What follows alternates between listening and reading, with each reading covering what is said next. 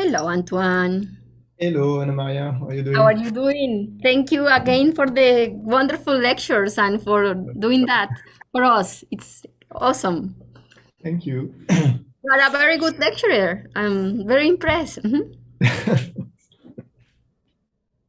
mean, at some point, yes, we had some training over the last year about doing everything online. It's not super funny. I mean, it's the same for you, I guess. No, you had almost of your lectures online, right? We yes. So I didn't teach last semester, but one. I mean, the two semesters ago, yes, I was teaching online too. Yeah, I hated it though. I don't know. It's No, but yeah.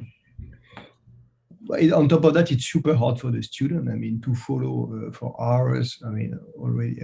Yes, I don't know how they do that. I mean, but here we had disasters. Actually, some good students completely collapsed really. Oh, I see. because essentially they couldn't follow the online lectures. It's a very different way to learn, and so no. So Mm. that combined with the lockdown, many students were actually alone in their house or in their student rooms, and they couldn't socialize. So I mean, we really had a few bad cases of students who really had to, I'm sorry. yeah, I'm sorry. Yeah, that's definitely not ideal. yeah. So you are all vaccinated, I guess, no? Here, yes, I mean, the university is requiring to, I mean, for the starting of the fall, everyone has to be vaccinated. Okay. Mm, well, I mean, here at the university, everything is very good. In Boulder, things are very good. Unfortunately, when you go mm, I mean, to other states, I mean, it's not, it's a sad, I mean, people are not getting vaccinated, so we You will mean, see. I mean, yeah, yeah. So we'll have to see how it goes because the government is trying to scare the people here in France because we have like about 55 maybe percent of the population vaccinated, but still another 45 to go, obviously. Mhm. And now it's kind of plateauing. So the government is trying to scare everyone with a fourth wave to But see if. but I think that's necessary. I mean, people will die. I mean, that's the Well, crazy part with the Delta version well, since. but the problem is not only that people will die from the COVID, but it's just that all the emergency rooms were totally filled with people with the COVID. And the problem is that if you have a heart attack, Yes, you it's a cannot go. problem. Mhm. So Yeah, I know. But the situation in France also is better and better. Yes, yeah, at the moment, I mean, honestly, we are back to, I mean, ground level, so to speak. There are still a few people in emergency room, but I mean, already the thing is slowly rising again because of the Delta variant. all the Delta. Okay. Very slow, but you can see a trend. So, Yeah, yeah. yeah, sorry, I'm just trying to prepare. Perfect, perfect. Go ahead. Principle should be fine.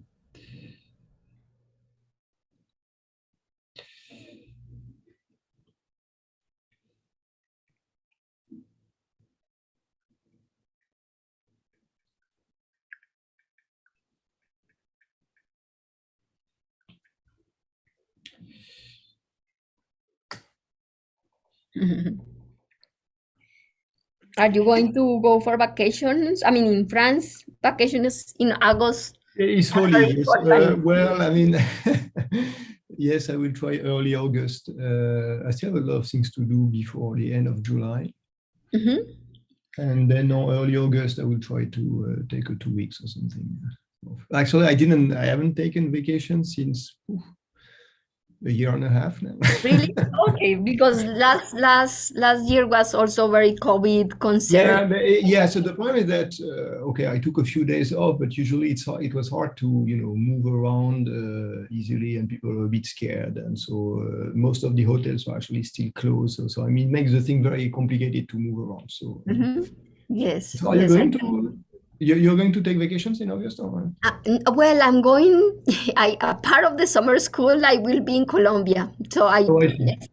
I still because of all the variants and things. I prefer to quarantine myself just Okay. in case I'm not going to transmit to my parents. So there is 1 week that I will be in quarantine while transmitting to summer school, and the Okay. other week I will be in a farm with my parents. They are they are trying to isolate themselves, but it's a very nice and relaxing place. So I will be with them. The only Ah, bad part cool. is internet. Internet is very limited there. So Well, but I mean, sometimes it's good to have a no internet connection, honestly. yes, yes, yeah. No, that's true. That's true. So yeah. So let's see. I mean, it's I am with the vaccine. I feel more comfortable traveling. I traveled in December last time, Mhm. and oh, it was so scary. I needed to travel because for us, Christmas is very important. And I say, okay, I take up the risk, and nothing happened. Everything was well. But I was so scared when in the flight, when all the people removed the masks and they ate for hours and hours. And it's so crazy. I mean, this policy of planes, you must wear a mask. After 1 hour, But when they start the meal service. yeah, and yeah. So I went to a wedding of a friend of mine last Saturday, and actually that's funny because so they had the mass and the usual traditional stuff, and everyone was wearing a mask. And then there was the ceremony, the party following that, and everyone dumped the mask. And I said, my goodness, I mean, and there were 250 people in a Okay. room, which was not particular. So I mean, honestly, you look at that, is that people are insane. I mean, we're not even completely out of the thing. So Yes, exactly. So yeah, it's that just was that you really have the feeling that there was so much pressure for a year, then suddenly the thing explodes and people don't want to have the mask any longer. They want to party in but so we'll see in a week whether everyone is sick or well, but with people vaccinated is different. Yes, that's yeah, yeah, my but thing. sure, but yeah, no, I mean, just rough statistics out of, I mean, in principle, 50% of the people were vaccinated, no more than that. I think it was the first Okay, sampling of the French okay, population. So. okay. Yes, yes, yes, yes. Max, my son is not vaccinated yet. He just turned 12, Yes, but okay, he's so in just the, yeah. Colombia. And in Colombia, he cannot get vaccinated. So that's the other part that I will travel with him back, and he is not vaccinated. But okay, I mean, kids are less sensitive to that. Yeah. So Antoine, just yes, so at the end, please don't forget to send us the lectures. I mean, the copies of your Yes, so post. I sent to Caden and Oh, Leo you the did. two Okay, previous perfect. ones, and they've been put on the website Oh, fantastic, um, fantastic. That's great. already. And so, if I'm not mistaken, so on Friday there is a Q&A Hmm. at Yes, 11 your time, right? yes, exactly. Yes, yes. Thank you. Yes, that's completely true. Um, yes. l- So I will uh, be around. Yes. So I guess there will be all the lecturers of the week, and it will be all the lectures of the week. Yes, exactly, exactly. Thank you for yeah. Um, yes, it's exactly 11 a.m. yeah, no, no, that's fine. Yeah.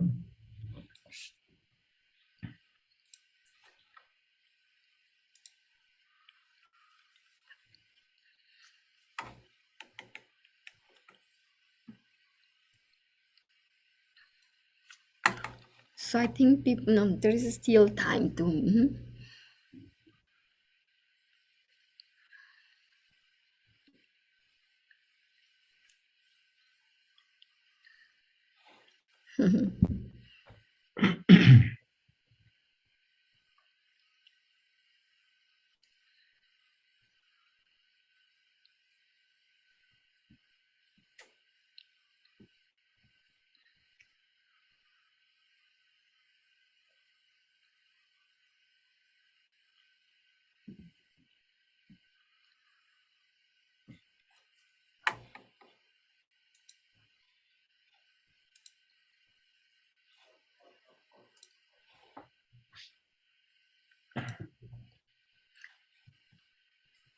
Yes, I can see your notes have been posted already. That's great.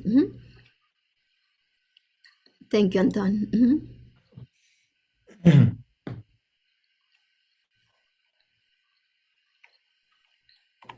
You also have a very clear writing. It's very nice. with the tablet, it's not so easy, actually, I find. I mean, it's very hard. It's not so easy, but that's what I'm saying. But you find it.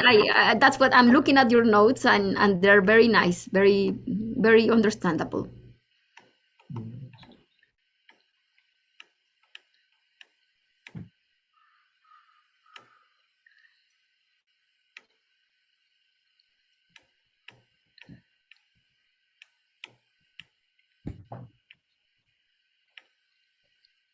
So how large is your group now, Antoine?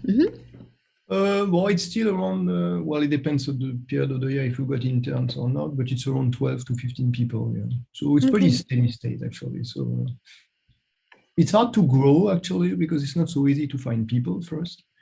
And also it's a matter of finding the money and all this to sustain the group. So yes. Always a But it's very productive. I mean, it's Yeah. 12, 50 people, very productive. That's great.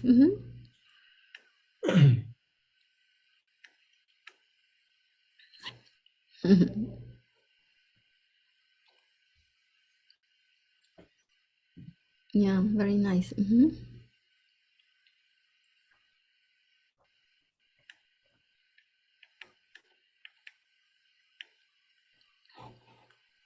So people are slowly coming.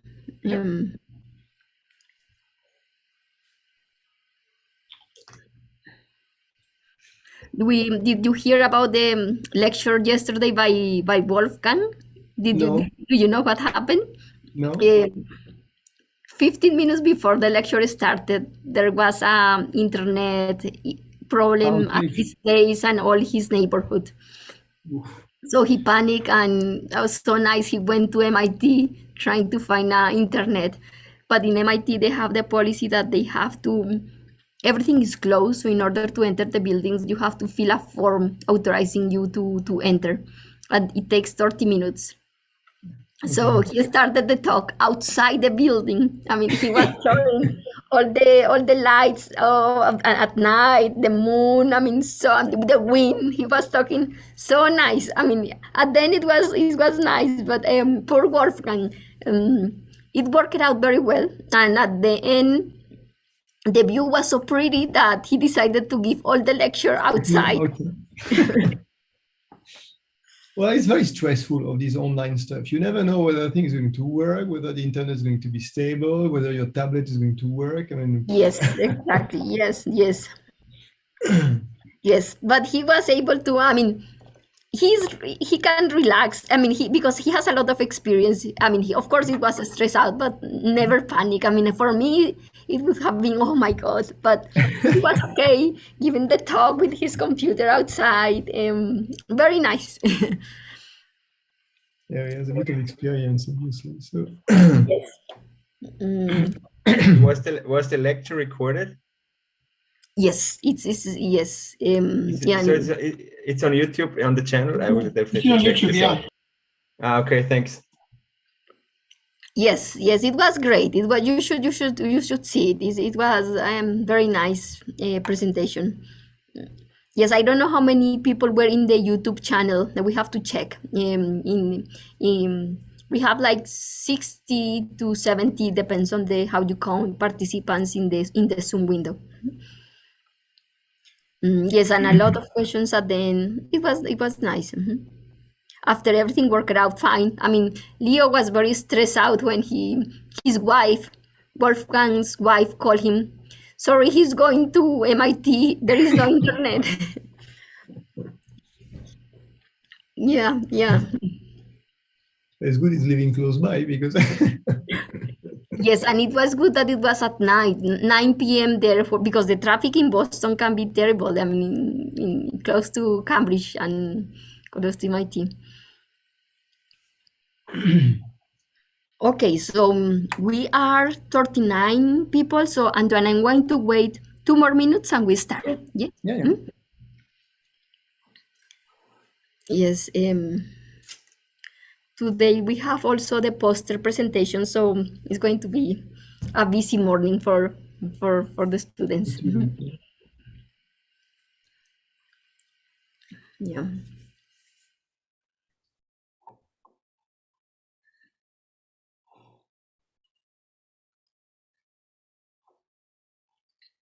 40. Right. Okay.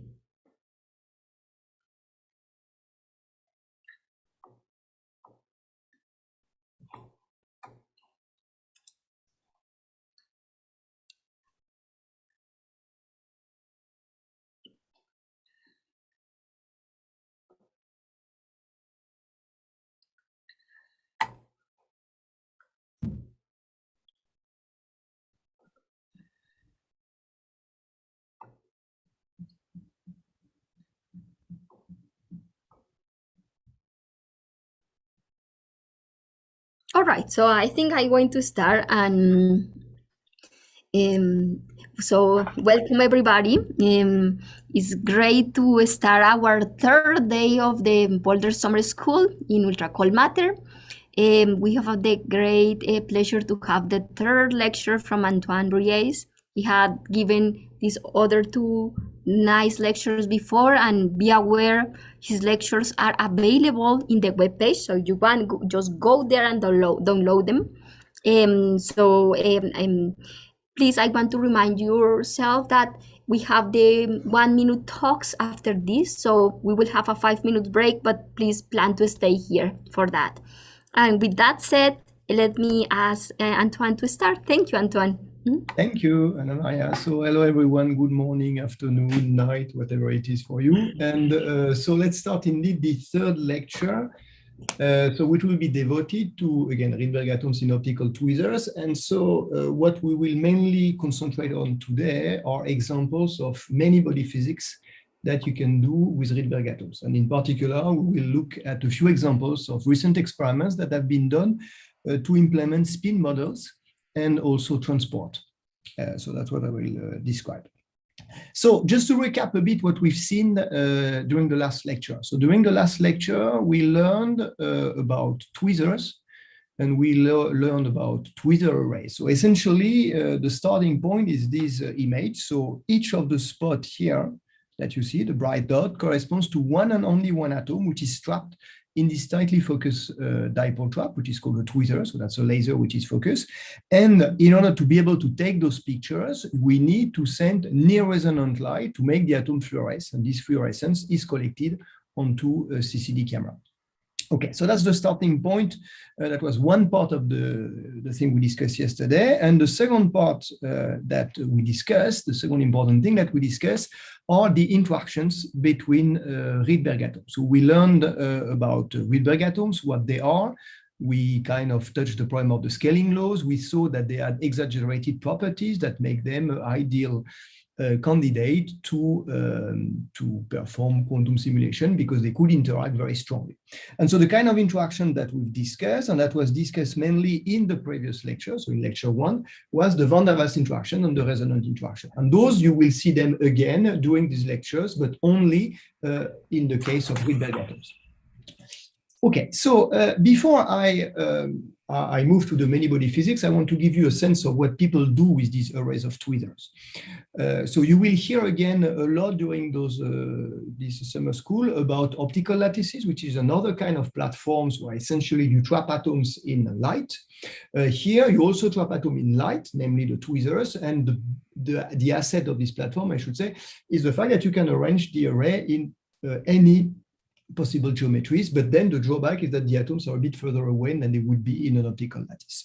So what people have done so far, so it's just a very broad overview of what people tackle with this platform. First, there is quantum simulation. So quantum simulation, I'm not going to talk too much now because this is the subject of this lecture, but essentially you can imagine, for example, taking two tweezers close by and bringing them close enough that actually you engineer some kind of double well barrier, and that's something that has been done very successfully in the group of Cindy Regal in Boulder, actually, and now there are more people joining the crowd to study this kind of physics. So with this, you can engineer tunneling and therefore implement some kind of Bose type of model that people use in many-body physics. You can also do many-body physics with larger array, and that's what we're going to discuss today, when you combine the arrays with the Rydberg interaction. So the difference essentially between those two things is that here the distance is typically a micrometer, while here typically is more 5 to 10 micrometers. So the atoms are further apart in this case. A second thing that people are doing with these arrays are to look at quantum metrology and more generally at optical clocks. So there are two very important papers that came out over the last 2 years, and there are actually several in a series, but I mean the two ones that I mentioned are important. The idea is to use each of the atom in the tweezer as a small clock. Okay, so this is exactly the spirit of atomic clock as they've been developed in many labs. So essentially you've got a collection of atoms, but here the nice thing about having them in tweezers is that they are further apart from when they would be in an optical lattice. So usually when you build a clock, you take an ensemble of atoms in an optical lattice separated by typically 0.5 micrometer. And the drawback is that when you interrogate the clock, you usually need to send light on them. And this light is going to create interactions between the nearby atoms. And this interaction is a bias of the clock. It's going to shift slightly the reference frequency of the atom. So if now you do the very same kind of thing with the same number of atoms, but they are in tweezer array much further away from each other, this problem of talking of two atoms close by can be mitigated. Okay, so I mean, the potential is to have a more precise clock ultimately. Okay, so other thing that people are doing with those clock is to try to do quantum chemistry, so to speak. So essentially, you can assemble molecules one by one, study the interaction between the two atoms, and photo-associate the molecules. So this is something that has been started in the group of Kenkwenny in Harvard, and that's a very promising route. Many people are following that. So the idea is, for example, to take a sodium atom, a cesium atom, merge the two of them in the same potential, and then apply light in order to bind these two atoms into a molecule, and then study the molecules alone, and hopefully do some precise measurement on them.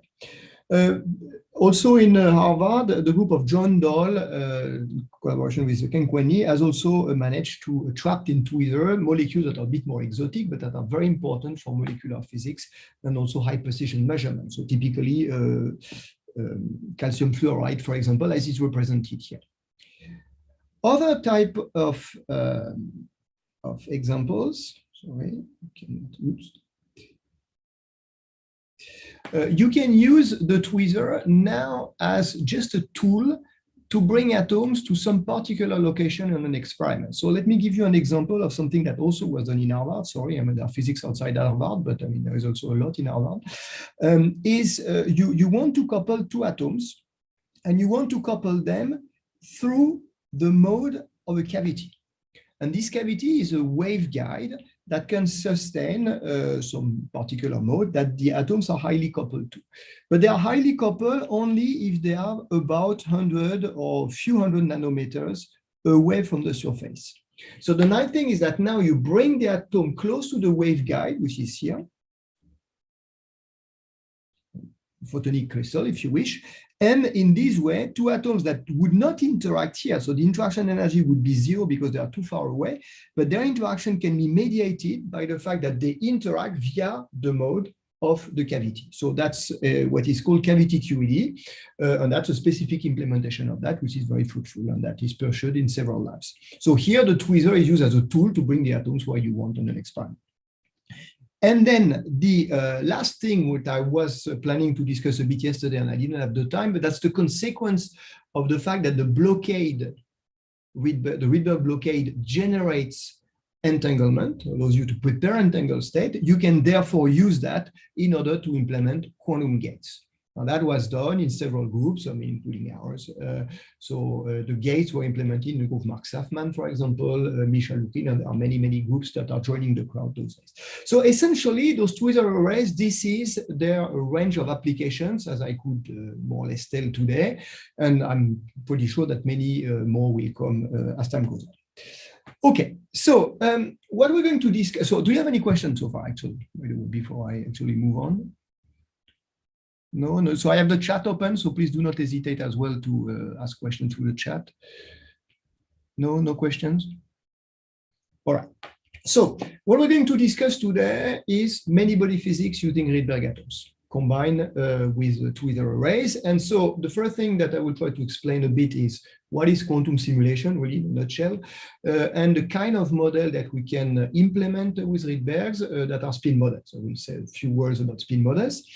And then I will show you two different examples of simulation you can do. One which is in the context of quantum magnetism, and there we will use the van der Waals interactions. That is for the example I'm going to show you.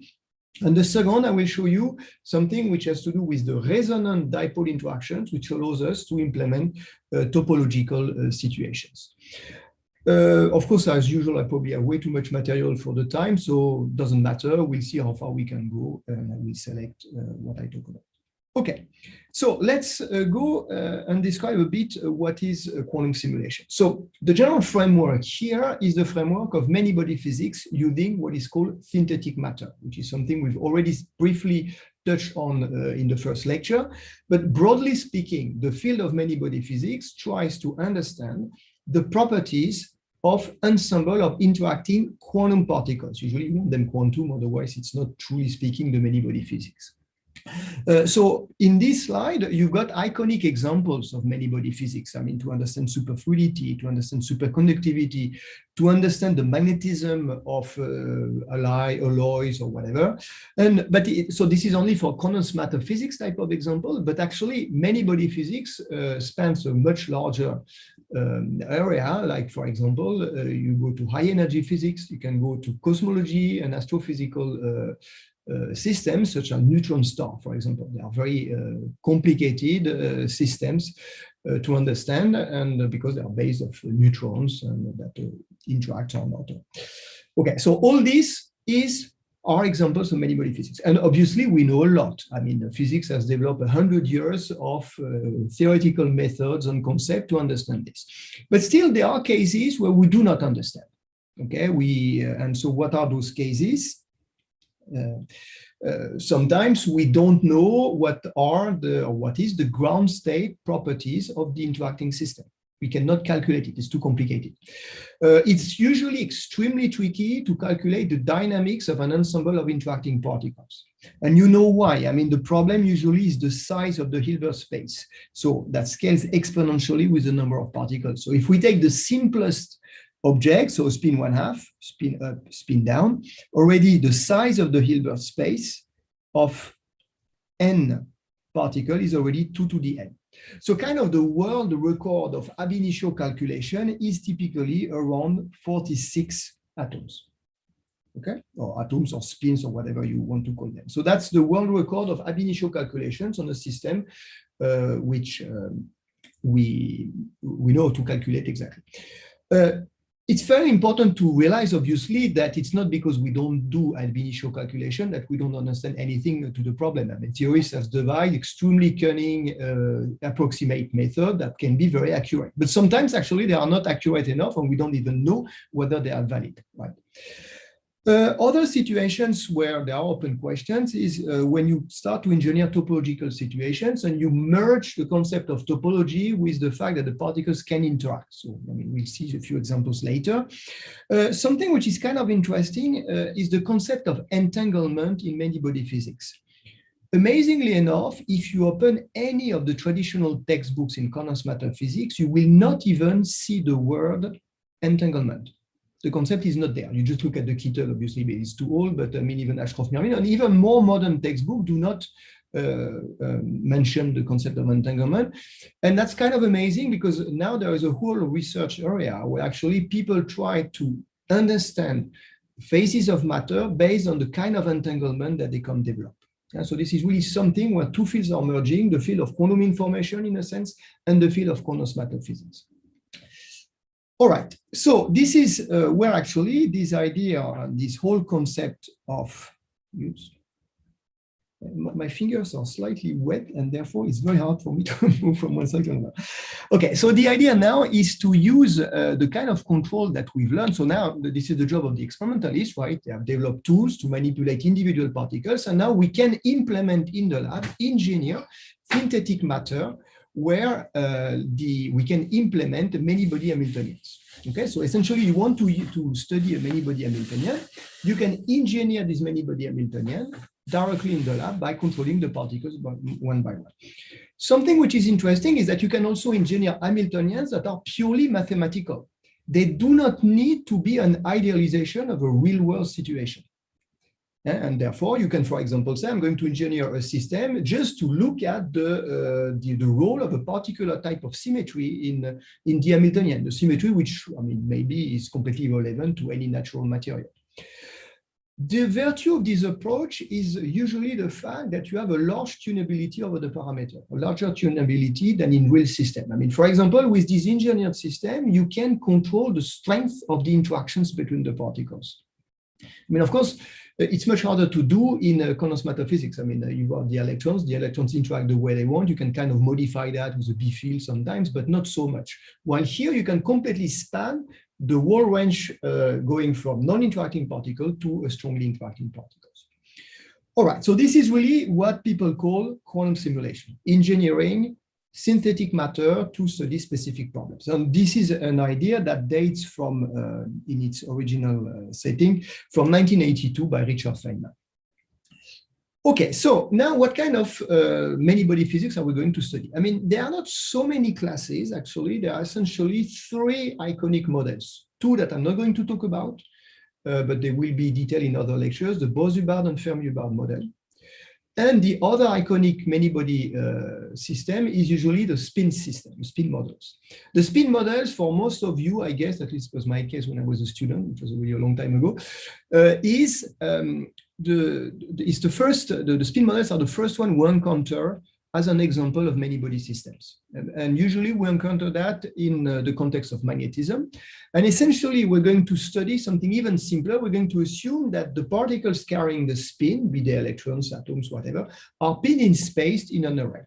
And then you write some kind of Hamiltonians that describe the interactions between those particles. So an iconic Hamiltonian is what is called the Heisenberg Hamiltonian, which is written here. So Si and Sj are, of course, the two spin operators related to the Pauli matrices, like h bar over 2 times sigma, the Pauli matrices. And just not that it's so useful, but I will use that as a notation later. The sigma z, of course, is 0, 0, minus 1 in the up-down basis. You've got the sigma x, which is 0, 1, 1, 0.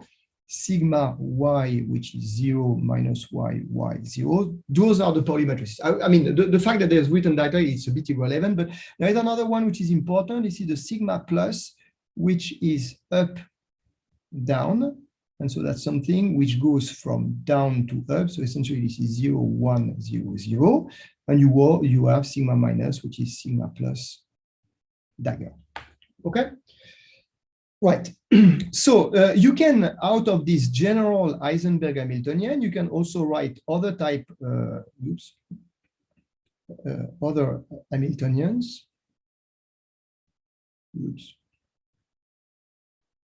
Okay, which are the Ising Hamiltonian or the XY Hamiltonian. So there are just specific cases of the Heisenberg Hamiltonian. So essentially, the Ising Hamiltonian is an Hamiltonian that tells you that if you got two spin pointing in the same direction, they've got a given energy J, while if they are pointing in opposite direction, whether it's this one or the other one, the interaction is minus J.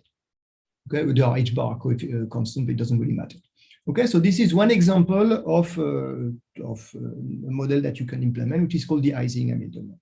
The XY model is an Hamiltonian that describes what is called a flip-flop interaction. So this is essentially the fact that under this Hamiltonian, the first spin will be flipped to the lower spin, while the other one, does the opposite. Okay, so this is called the flip-flop Hamiltonian. It has many change, flip-flop, exchange, whatever, depending on the context, or sometimes XY model. So the kind of context where we learn those Hamiltonians are, it's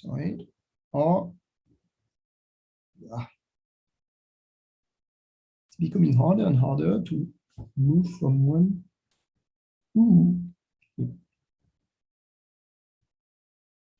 Is in the context of magnetism. So as I said, so essentially you try to understand the bulk properties of a magnet by understanding the properties of the underlying microscopic interactions between the spins. So that's one example.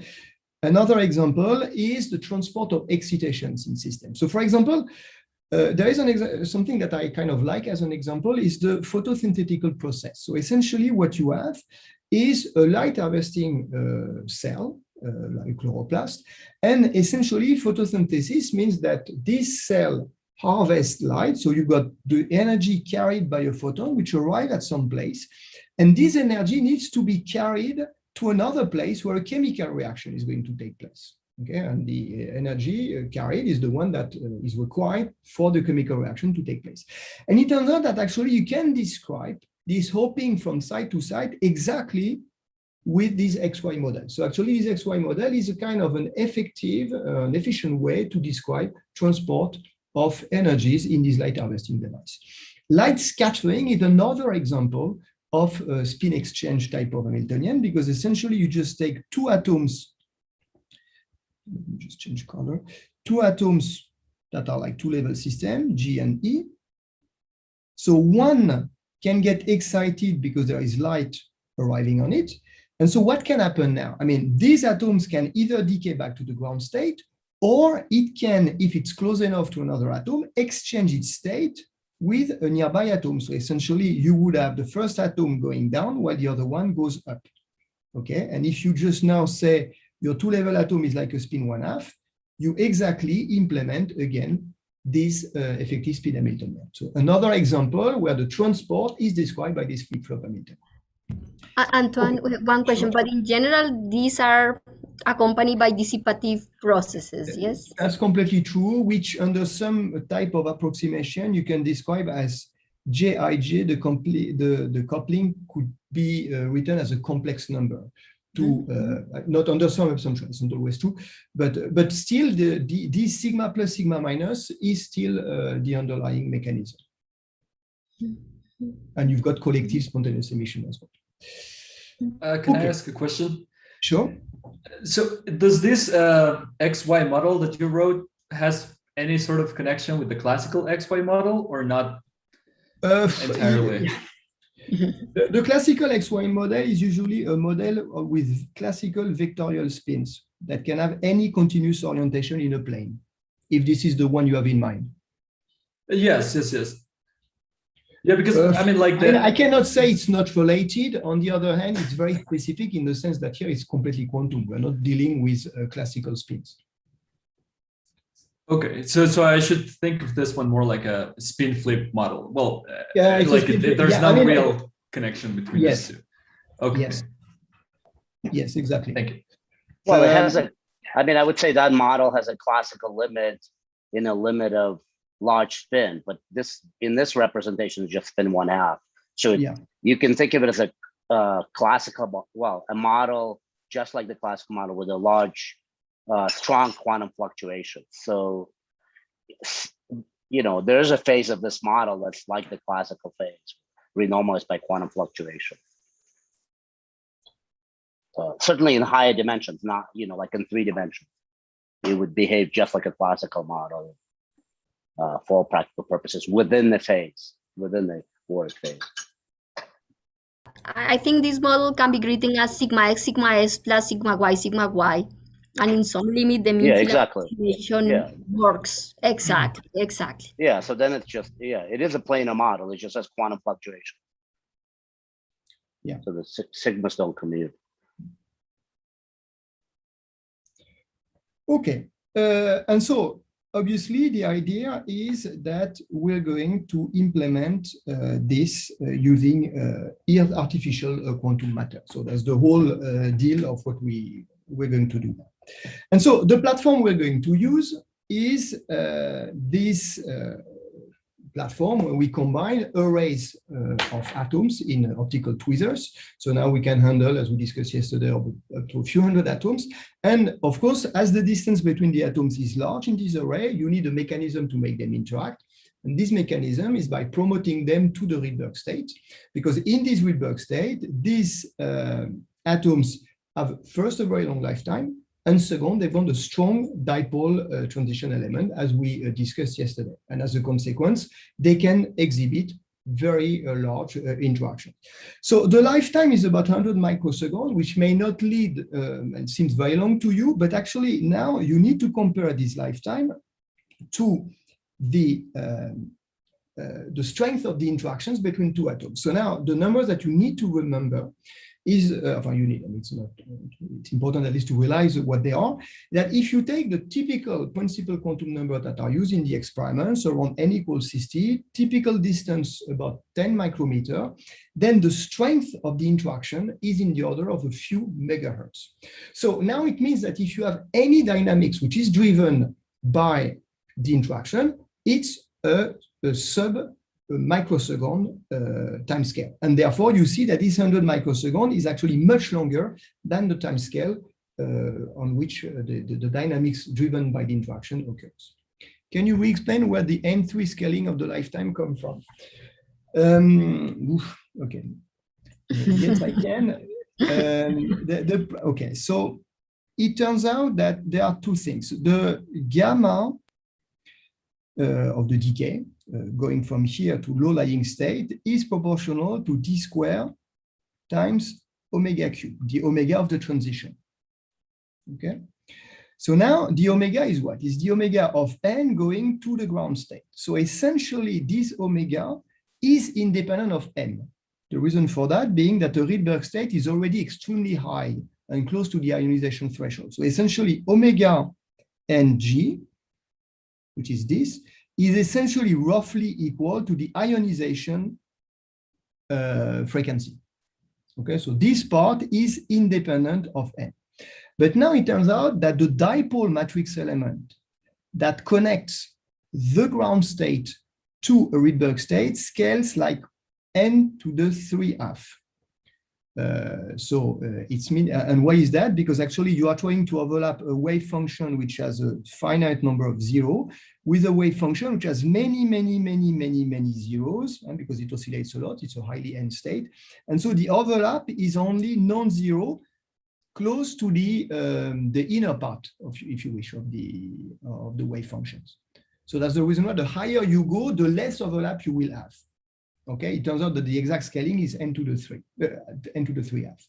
I mean, we could go more into the math, but it comes from, an argument about how you normalize the wave function. You would see this n/3, the n3/2 coming about. But essentially, that's the reason why gamma now scales like 1/n cube. That clear or not? At least you have to believe me about the scaling of the 1/3/2. So Antoine, I do have a question. So what about cascade process that you go to intermediate state and then you go Yes, down? so the cascade process also, so you can go down by lower state, but usually this is slower, okay? Because these processes here, they actually, they have a different scaling. Actually, it's n to the 5, and they need to be induced by blackbody radiation. So the dominant process is still this one. So there is a correction coming from the others, but that's a correction. I mean, a correction which is not necessarily negligible. It can be 20, 30% of the full lifetime, but roughly speaking, for the scaling, the n cube is enough. Yes. That's all right? Okay. So now the interactions. The interaction. Another last, I think it was that one remaining question. Sorry. So no, go ahead. Yeah. Is the interaction strength at all related to the lifetime generally? Well, I mean, yes, it is to a certain extent. You remember maybe that what we said about, for example, the C6 coefficient. It's always related to the decay rate, because whether you take a C6, whether you take a C3, those are always powers of dipole matrix element, n plus or minus 1. Okay, and the gamma going from n to n plus minus 1 is also proportional to a dipole. So actually here it depends whether it's A6 over A3, you may have a power 2 or not a power 2, but at the end of the day, it's always related to the dipole. You always have to remember that the underlying process for two atoms to interact is always exchange through the vacuum field. Okay, and that's the same process. You just take two atoms separated by a given distance r, assume one is up The other one is down and they exchange their energy. How do they exchange that? Just by dropping a photon in the surrounding electromagnetic field. At the end of the day, this is the process. And that's exactly the same process by which an atom decays if there is no other atoms anywhere else. So in a sense, you could say, you know, for example, there is something that you may know, which is the Purcell effect. I mean, if you place an atom in a cavity, you can modify its decay rate. It's exactly the same process. You got a two-level atom, you modify the decay rate by bringing something, which is namely another atom, close to the first one. So you modify the density of space surrounding a given atom by bringing another one, okay? So this is always electromagnetism. If you have no vacuum, electromagnetic vacuum between two atoms, they do not interact. Okay, so that's the reason why it's intimately connected, the lifetime and the interaction. Does it make sense what I'm saying? Or? Okay, so the two types of interaction that we're going to use, van der Waals interaction, resonant dipole-dipole interaction. We're going to study them to implement different spin models. So it turns out that actually those two interactions allows you to implement different type of spin models. The van der Waals will implement the quantumizing, as we will see almost immediately, and the resonant dipole interaction implementing the XY Hamiltonian. So that's what we're going to play with today. Okay, so let's start with the simulation of the quantumizing model using the van der Waals interaction. And once again, it's a general framework of quantum magnetism. So let's see what we can do with this. So once again, the van der Waals interaction. So what is the van der Waals interaction? Essentially, it's an interaction which occurs at second order when you place the two atoms in the same Rydberg state. What we've learned from the first lecture is that then the NS state is shifted by an amount which is C6 over R6. So in a sense, this is what is called a diagonal interaction, in the sense that the only effect of the interaction is to shift an energy by a given amount. So now, the thing that was kind of spectacular, and we've done the scaling, this is C6, which is proportional to the 11th power of the principal quantum number, which means that if the atoms are in the ground state, or you bring the two of them in a Rydberg state, n equal 50, whatever, then you enhance the strength of the interaction by 100 billion. So it's not a negligible number. So just again, take rubidium n equal 5 in the ground state. Go to the state, the Rydberg state n equal 50. You see that you increase the C6 by 10 to the 11, which is a huge number. Okay, and so that's the reason why the atoms essentially do not interact in the ground state at a few micrometers and interact strongly when they're in the Rydberg state at the same distance. So this interaction is essentially switchable. Atoms in the ground state, no interaction. One in the Rydberg state and only one, still no interaction. You need the two of them to be in the Rydberg state to significantly interact. So you've got a button where you can say interact or not interact. Do the two atoms have to be excited to the same Rydberg state? Yes, for the van der Waals. In most cases, it has to be the same Rydberg state. It's not absolutely necessary. You could imagine to have a van der Waals interaction by, for example, taking an NS and N'(S) state as well. That could work.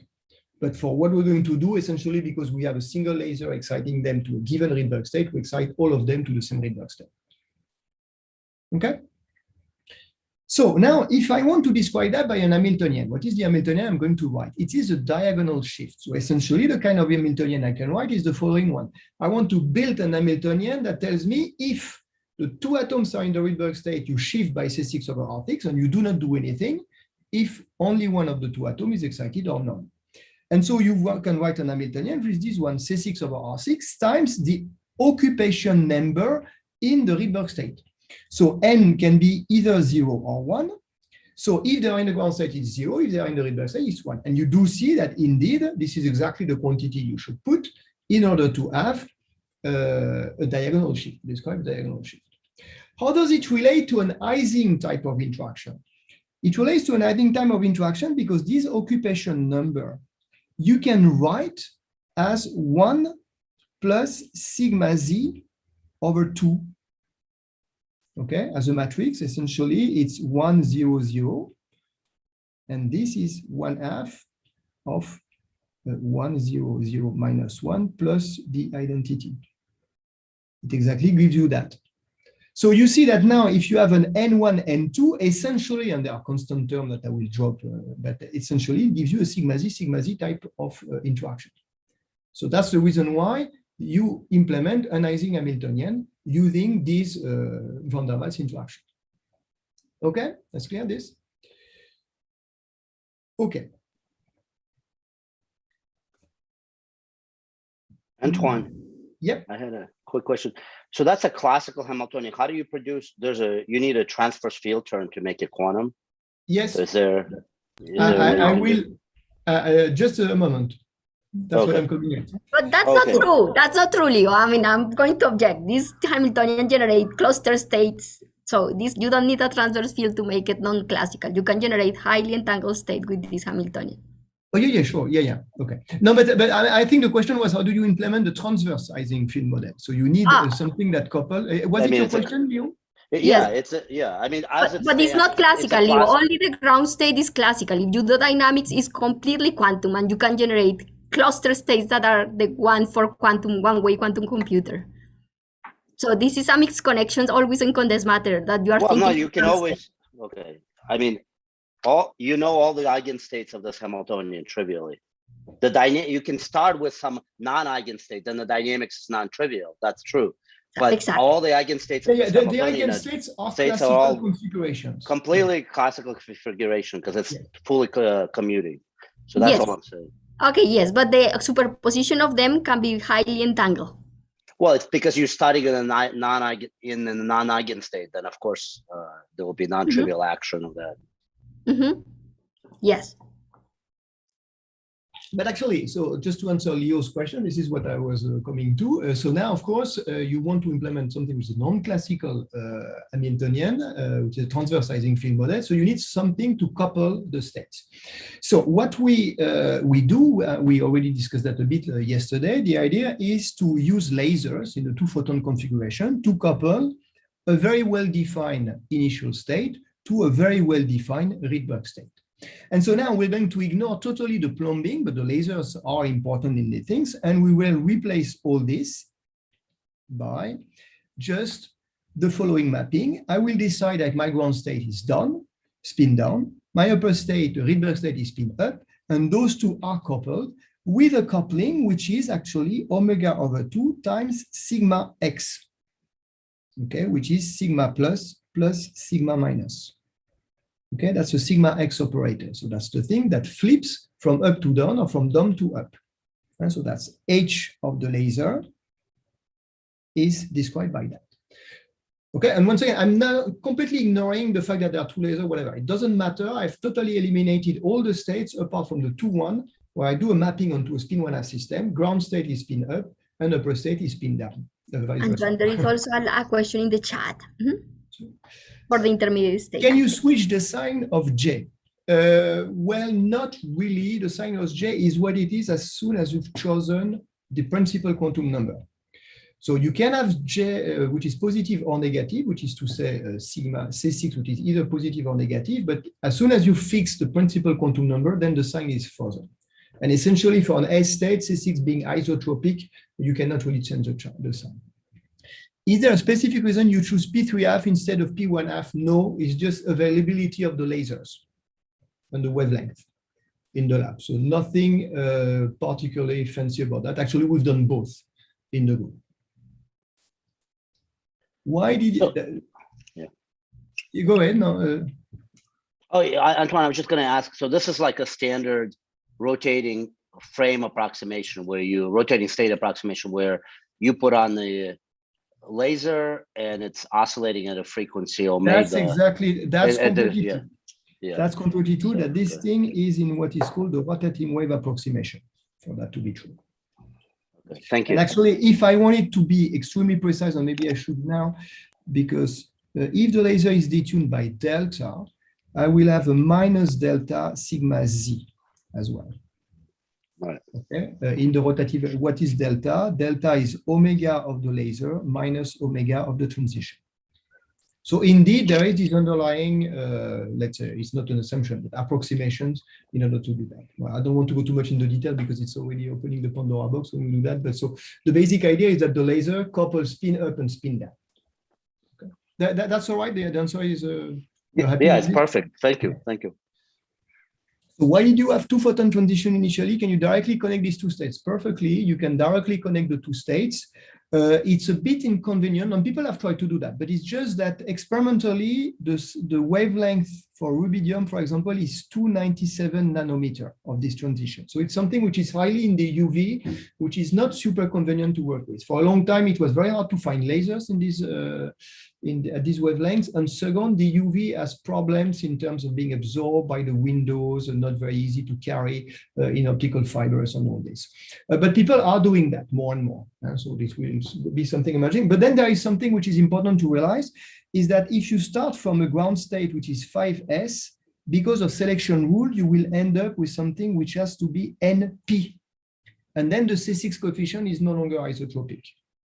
Okay, so it has an implication in terms of the kind of C6 that you can get. Okay, but if we look from far, essentially it's the same. Okay, good. So just to show you again Rabi oscillation that I showed you yesterday, just to prove that actually it's really a coherent drive between those two states. And so now if we want to write the full Hamiltonian of the things, what does it look like? Actually, it has three terms. The terms coming from the lasers, that's the one we've just discussed. This is H laser. So essentially you've got the coupling with the sigma X, okay, with the Rabi frequency and the H bar where they should be, that I dropped in the previous slide. Then you've got this, which corresponds to essentially the detuning delta Ni or sigma Z, the difference being just a constant. So I can either choose sigma Z or Ni, but let's choose Ni only. I being, of course, the label of the atoms in the array. And then you've got the Ising interaction. Okay, and so you've got now what is called a quantum Ising model. It is the transverse Ising field model that Leo was referring to. Why is it transverse Ising field model? Because you've got two parts of the Hamiltonian that do not commute. So essentially, sigma X does not commute with Ni and J, which is the sigma Z term. Therefore, you cannot diagonalize the Hamiltonian by just looking at the interaction part or by looking at the laser part. Okay, you need to fully diagonalize that. So this is why it's called a quantum thing. So you've got this non-commutation here leads to fluctuation either in Z or in X, the way you want to look at it. Okay, so on the experiment, of course, you can vary. And once again, that's the virtue of this quantum simulation approach. You can vary.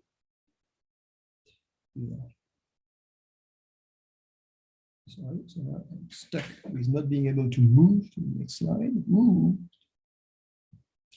I can vary on the experiment the ratio of the transverse field to the interaction strength, and therefore move to the regime where the atoms interact strongly to the regime where they do not interact at all. Okay, so let's try to look at different situations. So I'm not sure I will cover the two of them, but let's first illustrate that on preparation of the ground state of some systems. And the other way to study these Hamiltonian, to place them out of equilibrium and to see how they relax or how they evolve as a function of time. Okay, so let's look at the preparation of ground state as the first thing. So we will take an example, which is the 2D Ising model, the quantum Ising model on a square array. So let's consider a square array as is represented here. And this square array, each atom in gray will be an atom in the ground state, right? So now what I will do is I will choose the parameters of the Hamiltonian in such a way that the C6 coefficient is roughly equal to the amplitude of the transverse field. And so once again, this omega looks like a transverse field in the quantum Ising model. So if I've chosen this set of parameters, so omega on the order of the interaction strength, essentially because of the Rydberg blockade, what this means is that if one atom has been excited to a Rydberg state as this one, you can no longer excite any other Rydberg atoms in the neighborhood. So essentially all the nearest neighbor here needs to still be in the ground state. That's blockaded.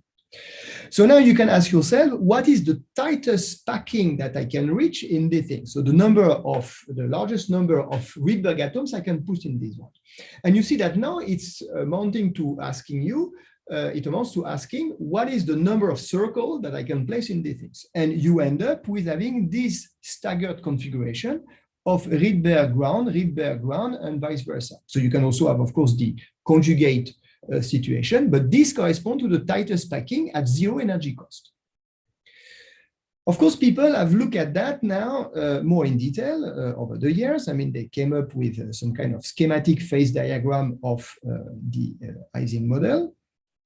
And that's something that people started to look at in detail, starting in 1970 for the 2D Ising model. And they came up with this kind of phase diagram. So essentially, the phase diagram is you plot the ground state of the system as a function of a parameter, which are the longitudinal B field, which in our case is what is called the detuning of the laser that I had introduced previously, and the transverse magnetic field, which now is the Rabi frequency of the laser. And it turned out that you will have a quantum phase transition here, second order quantum phase transition, isolating a paramagnetic phase from an antiferromagnetic phase. So you've got a dome inside where you've got an antiferromagnetic phase. So this phase diagram has been calculated at least for nearest neighbor approximation, this one, but it has been calculated through Monte Carlo simulations, which is to say that no one, first, it's not analytical, and second, no one has ever implemented it in 2D, actually, experimentally. Because, I mean, in an ideal material, it can be an approximation of the situation, but it's never a real implementation of the 2D Ising model. So essentially, the phase diagram is known only through quantum Monte Carlo simulation. At least that was the case until 2020. Okay, so now we're going to implement that. I have a question. Sure.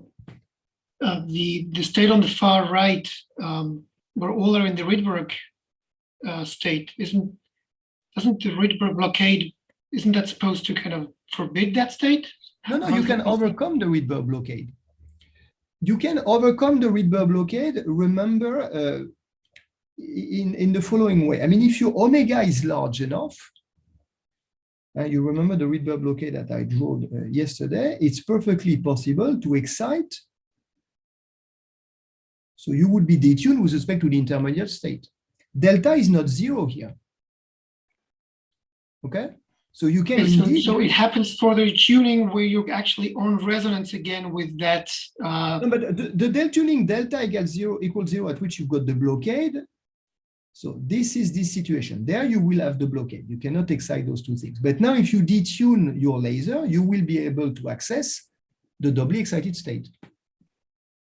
Okay. The Rydberg blockade is a blockade if you are trying to excite only one of the two atoms, but you can perfectly excite the two of them by choosing properly the detuning.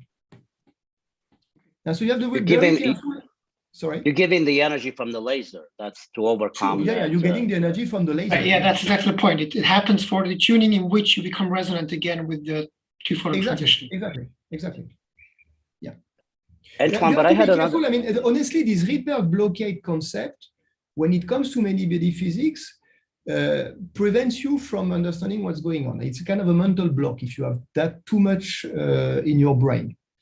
Okay, because I mean, then you don't understand why it's possible to put more than 1/2 of the excitation. And it is possible to do that. It depends on how you tune the lasers. And that's the reason why there is a phase diagram. The phase diagram tells you that, I mean, there are regions where you can, by properly tuning the detuning, you can excite more than 1/2 of the system. Okay. Antoine, there's something I don't understand about your phase diagram. If I think in terms of transverse field Ising model with an external field, both transverse and longitudinal, there shouldn't be any the phase transition from a paramagnet, quantum paramagnet to quantum antiferromagnet should only occur at zero longitudinal field. Otherwise, they're connected. You know, the symmetry is already broken by the longitudinal field. So for any non-zero delta, I would have expected that there's no phase transition. You know, like start with a classical, like if I have a classical model, Ising model, once I have an external field, there's no difference between a ferromagnet and paramagnet, just because there's always non-zero magnetization. So I would expect the same thing for the, you know, once you have a longitudinal field, there's no order parameter that can distinguish. Or maybe it's because it's antiferromagnetic. It is antiferromagnetic, yes. Oh, Yeah. I see. Oh, so Like okay. So your half-life. longitudinal field is not coupling to the interferomagnetic order parameter. It's coupling to the ferromagnetic order parameter. Okay. Yes. Yeah, yeah. So it's not a longitudinal field in a sense of okay. Sorry, it's all good. All good. Okay. Yeah. No, it's important. It's important that it's an antiferromagnetic. If it was ferromagnetic, there wouldn't be a phase transition at non-zero delta. Yeah. No, but this is from the antiferromagnetic. So you do implement the antiferromagnetic phase diagram. Yeah. Okay. I got myself straightened out. Thank you. Does the long-range interaction change the critical exponent of the quantum phase transition compared to quantum Ising model with strictly? Yes, it does. Okay. The thing is that with the 1/R6, it's hardly changed. Okay, but I mean, if you had 1/R cube, that would be changed. So indeed, the critical exponent does change a bit on the exact detail of the interaction. Well, I think it depends on the dimension of the model and the power of the fall off. If it's integrable, like 1/6 and 1/R cubed, I think in 2D would not change it. It needs to be, the power has to be slow enough compared to the dimension to be long ranged. There's a relation between the power and the dimension of space, the dimension of the model. And so what is the university class of this quantum phase transition? I think it's 2+1, if I don't remember correctly, but the theorists have to answer this question. Yeah, it's an Ising transition, 2+1 dimensional Ising model. Yeah. Antoine, I also have a question. I mean, what is, I mean, in order to prepare the fully excited state, is something that, I mean, it takes longer. I mean, what about the decoherent, the spontaneous emission? Is still the process? I mean, this is a 2-photon transition. So, I mean, is still the time scales reasonable to see the full? Well, yes, they are. Actually, we do that. Yes. No, you can. I mean, you go around the dome, you do this.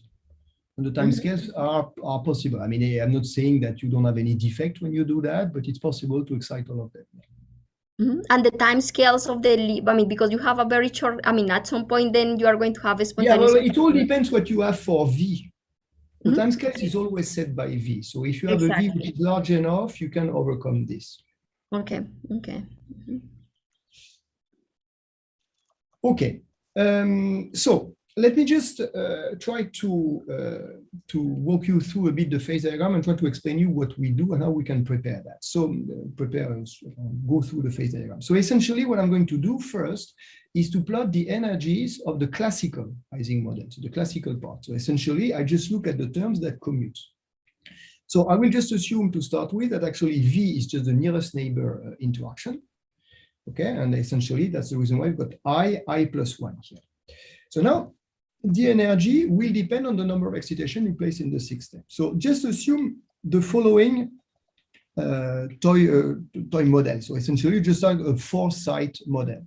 So the energy, when you place no interactions, all the atoms in the ground state, essentially this is flat. Okay.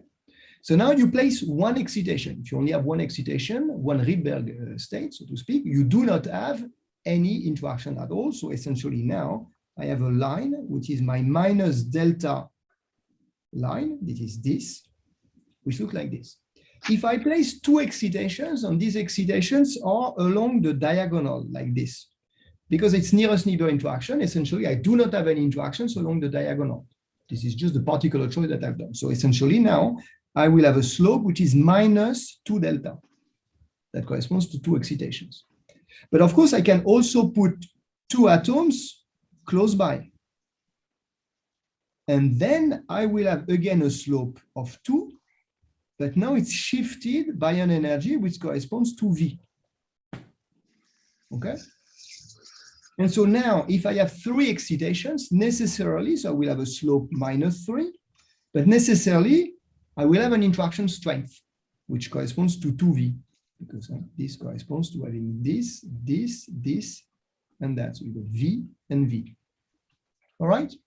So now the ground state of the system here, so the lowest energy state corresponds to all the atoms in the ground state. Here it corresponds to actually this antiferromagnetic state. And here it corresponds to the fully excited state. Now, this was with no coupling. Let me just turn on the coupling now. What the coupling does is that it couples the curves with respect to each other. So you open gaps in the systems. Okay? And so this idea of opening gap is reasonably interesting because this is what allows you to actually prepare. So actually the kind of non-gap that you see here, it's because for some reason my Mathematica didn't connect the lines. Actually, you've got connections and gaps here. So the thing that you you do now is that you can use the existence of the gap in order to prepare adiabatically the system. So essentially, you start with the system in here, and you will walk through by varying, for example, delta at a given omega, and you will connect to first the antiferromagnetic state, and second to the fully excited state. Okay, and of course, there are things to be said about how adiabatic you can be, but so that's clear for everyone, they think so that you can connect adiabatically those two things because there are gaps. And of course, the big difficulty experimentally is that larger the system, the smaller the gap, and therefore the harder it's going to be. Okay, so that's exactly what we're going to do now. And so we're going to walk through the phase diagram, starting from all the atoms in the ground state.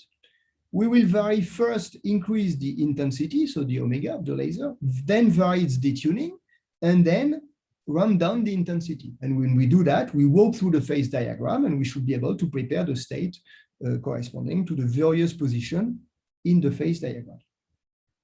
Okay, so let's try to do the experiment. This is really annoying. So we start with a 10 by 10 square array.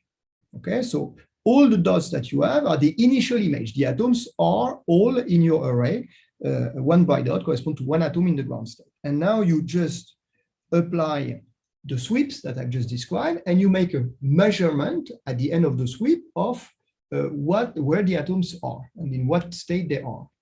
So essentially what you see is this kind of staggered configuration of bright dot. A bright dot corresponds to an atom in spin down, so to speak, or equivalently to an atom in the ground state.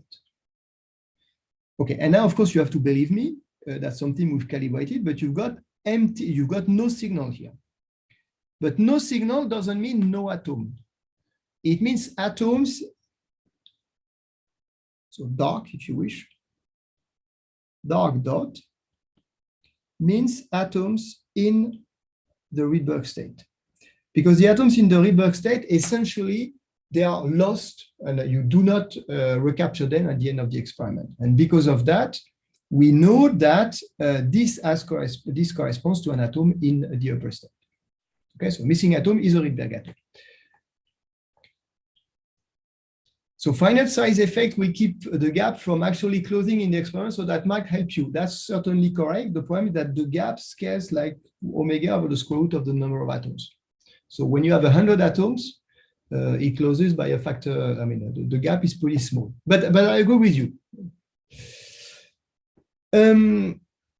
Okay, so indeed, the thing that you should realize is that when we do this sweep across the phase diagram, at the end of the day, what we have is a state which has been prepared. If you totally ignore decoherence, it is a superposition of having various configurations. One of them may actually be the one you are interested in, like the antiferromagnetic state. So when you do a measurement, you project onto a specific part of the wave function. So essentially, what we have experimentally is that the final state is the part of the wave function that we've projected. So if you repeat that many, many times, you can reconstruct the weight of the various parts of the component of the many-body state. So in a sense, that's what people say, we can see the many-body wave function. It's a bit of an overstatement because actually we only see and only measure the weight of each of the configurations. We have no idea what is the relative phase. For that, we need to do other types of experiments.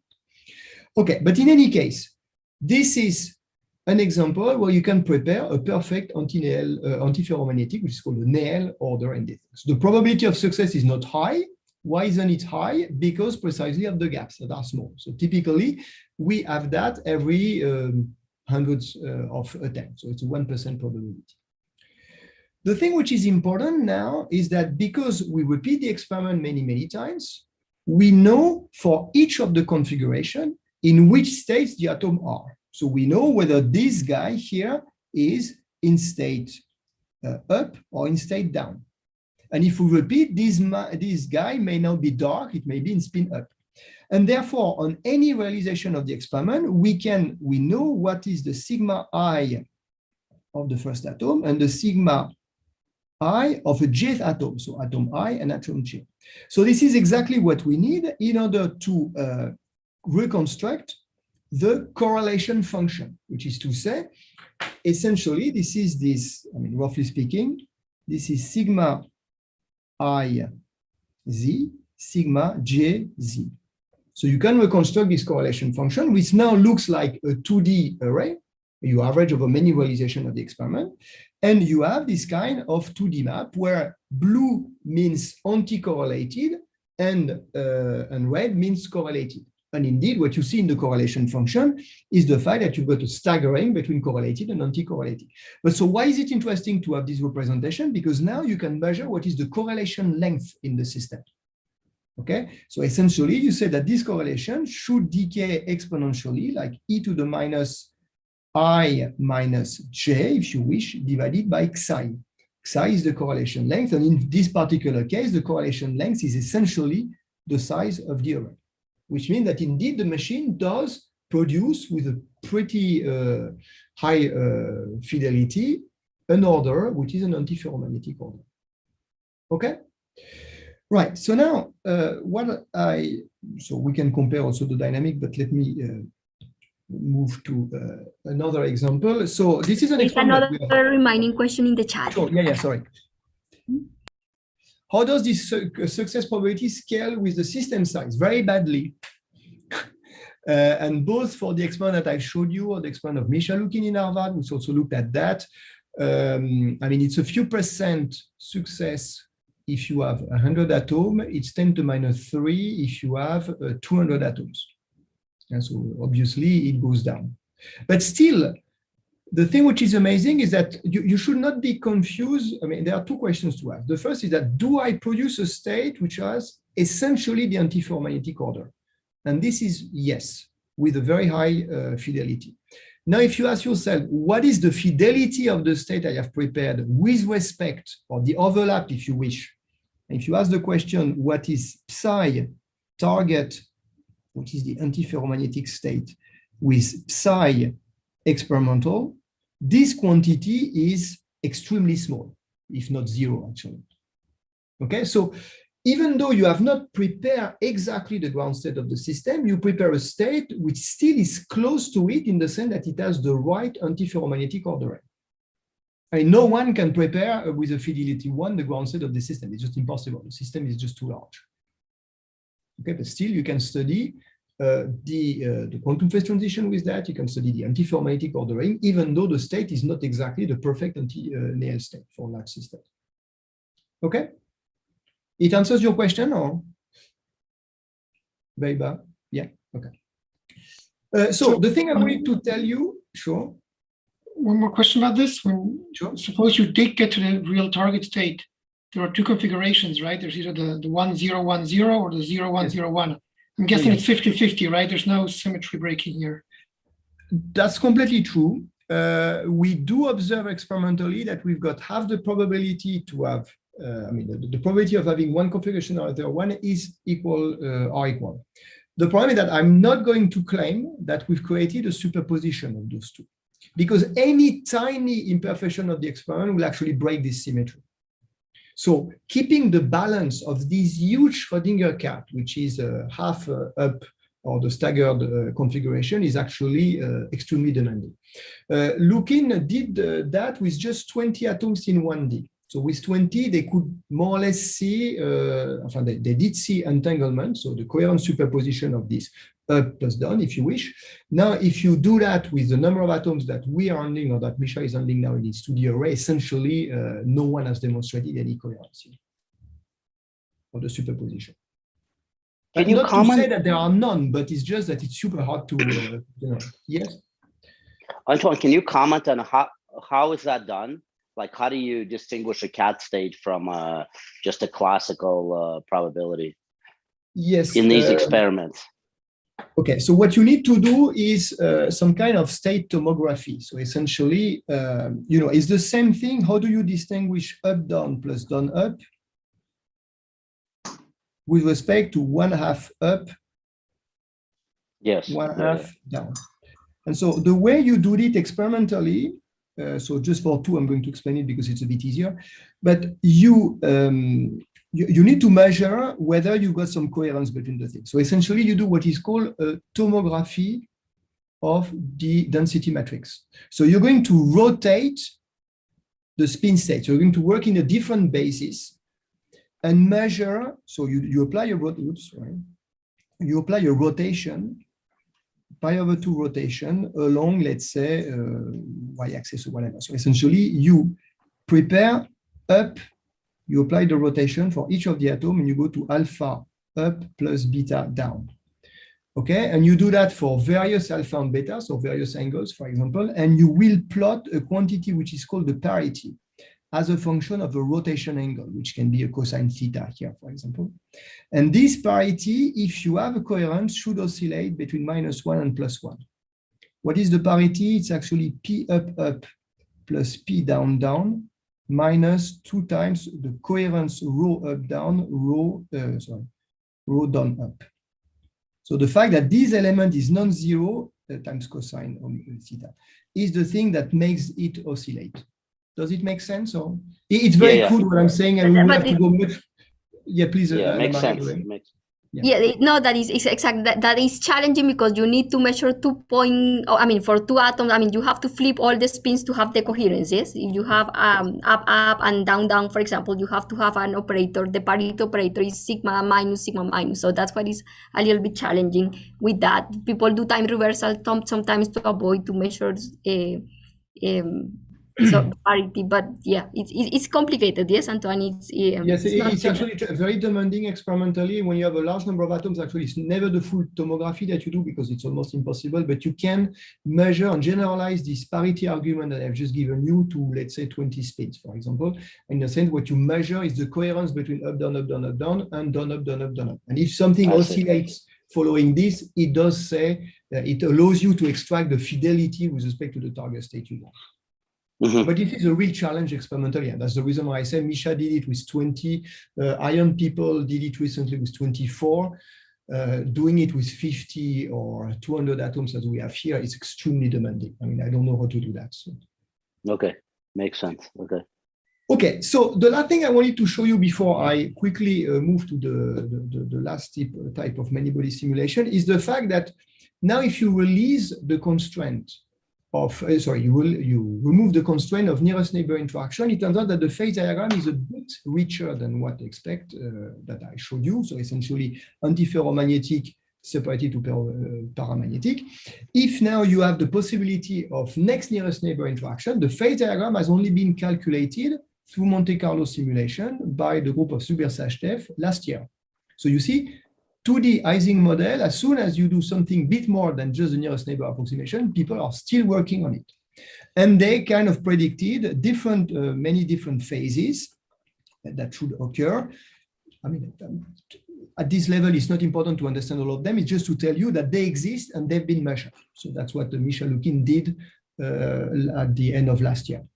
So the bottom message that I want to emphasize here is that these Rydberg quantum simulators are already able to explore the physics that has never been directly observed. Okay, so that's really the message. It doesn't mean that the level were not known, obviously, and that people had confidence in the quantum Monte Carlo simulation, but still they had no experimental representation in a clear and pristine environment of the model. Okay. Do you have any questions before, in the last 15 minutes, I try to give you a flavor of what you can do with the resonant dipole interaction?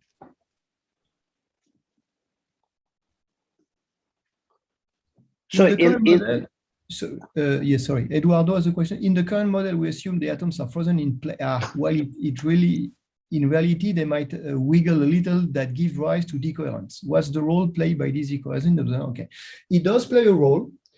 So indeed, so essentially the J constant that I have in front of the sigma z operator is actually C6 over R6. Okay, so it's not so much that they vary during the experiment. Essentially, the atoms are pretty well frozen.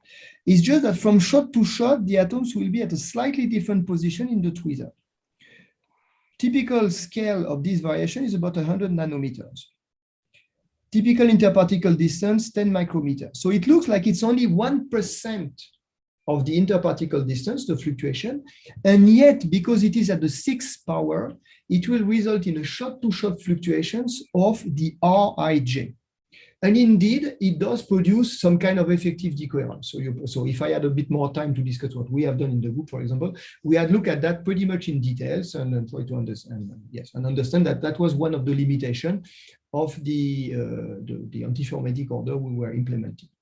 So people are trying to cool the atoms, and we are doing that at the moment, trying to cool the atoms slower in the tweezer to minimize the shot-to-shot fluctuations. But you're completely right, this is a limitation. Can one simulate models which are outside of reach of quantum Monte Carlo techniques? Actually, yes. Well, okay, quantum Monte Carlo, you have to be a bit careful because people can usually handle a large number of spins. As soon as you do dynamics, even there is a time-dependent quantum Monte Carlo. I mean, we are already in a range with the number of atoms that cannot be simulated any longer. For the ground state, I wouldn't say that we're in a regime that cannot be simulated. What do you think, Anna Maria? I mean, you can simulate a much larger number. I think for dynamics, we have methods like truncated Wigner approximation that are working extremely well if you compute single particle observables or 2-point at the most. But if you're going to compute higher order correlations, it will break down these methods. But even, I mean, these methods on the opposite work for longer range interactions a little bit better. But I mean, it's very exciting. I mean, the possibility to try to see how much we will learn from experiments. This is where really quantum simulation enters. That is, the experiment is going to tell theory instead of theory-informed experiments.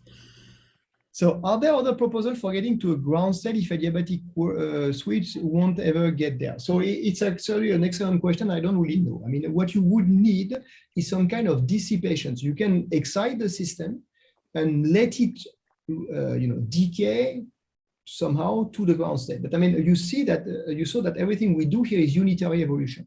So we need to engineer some kind of dissipation that would take this kind of many-body wave function with some excited state and making decay to the ground state. People are coming up with some kind of ideas around that, but to tell you the truth, I haven't seen a real concrete proposal in the case of the many-body limit. But there, as again, Anna Maria, feel free to comment on this. I don't know of any concrete proposal at the moment.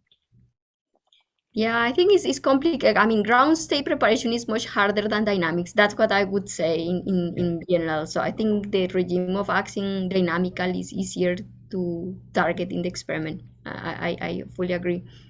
I mean, yes, there are some dissipative proposals that have been proposed, but I mean, they mostly happen in a controllable dissipation that is harder to engineer in the experiment. Yes, so maybe that's the challenge. How you, even if there is proposals, how you really target the engineer environment dissipations to prepare them. Yeah, that's I think would be the challenge in the experiment. All right, if you allow me, I take an extra 10 minutes and I just show you, I mean, I won't go too much into the detail because we won't have the time, but trying to show you what we can do with the resonant dipole interaction in order to study transport. So the out of equilibrium, I will not detail now because we don't have the time. I would like to show you rather the resonant dipole interaction. So this is, I mean, a lot of work that I will be discussing. We've done in collaboration with theory colleagues, Hans-Peter Büchler in Stuttgart, because I mean, we are not at all specialists. So I'm not going to dive fully into the topology because it will bring us too far tonight.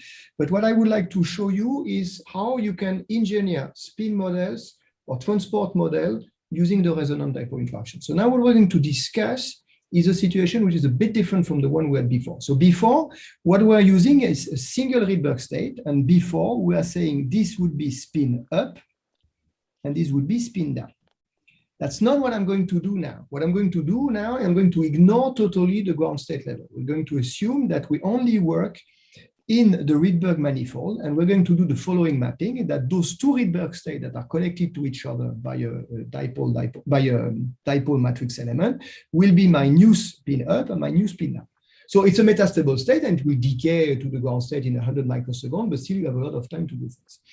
So now, this system can be driven with a microwave, but that's not really the point. From the point of view of the interaction, what this does, it exactly implements what we've learned in the first lecture about the resonant dipole interaction, because essentially you've got two degenerate configuration where you've got spin up and down that has exactly the same energy as down up.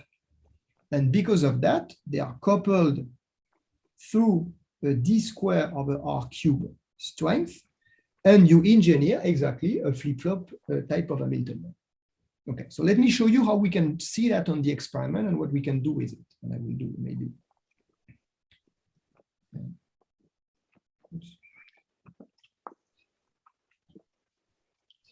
All right, so let's take two atoms separated by 30 micrometers. And those two atoms, one I'm going to prepare in state P, and the other one in state S, or up and down. And then as a function of time, after some times where they undergo their dynamics under the interaction, I will measure what is the state of the atom.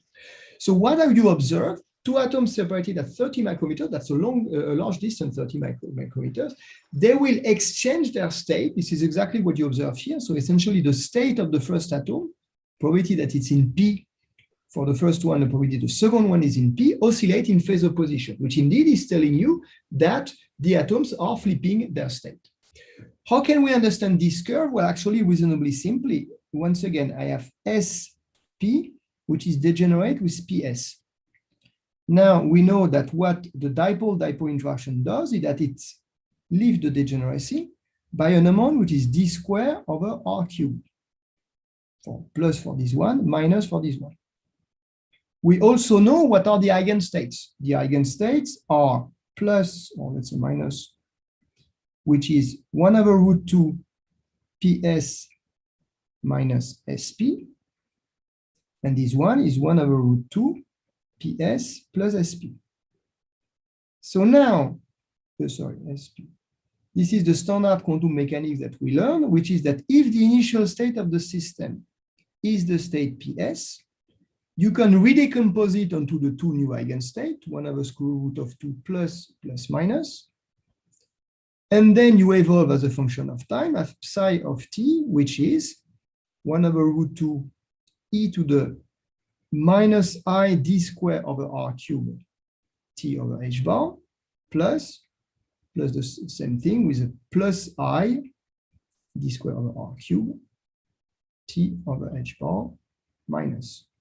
And so now if you calculate PS psi of t square, which essentially means the probability that the first one is in PS, for example, then you will find something which is cosine square times directly 2r cube t over h bar.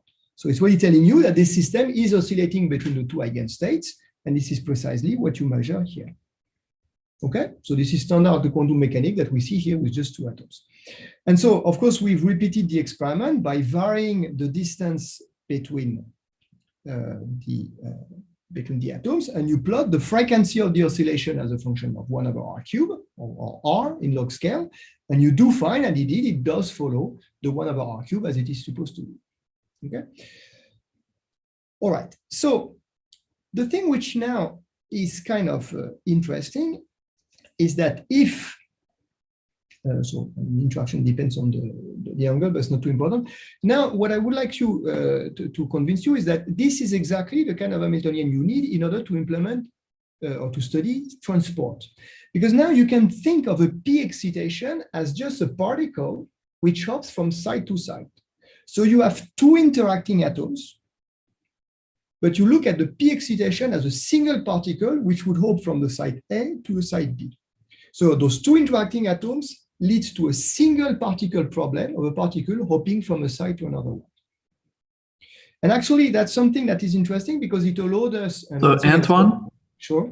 There's a question in the chat about can you introduce anisotropy in the XY Hamiltonian?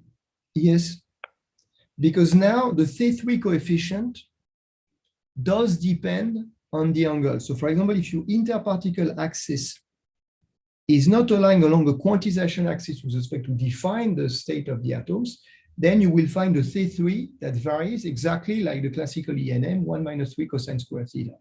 And this is what we have measured here. So essentially, that's the frequency here as a function of the angle represented in polar plot.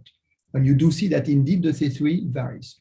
So in particular, there is kind of this interesting line where the interaction at nearly 55 degrees is 0. The atoms do not interact.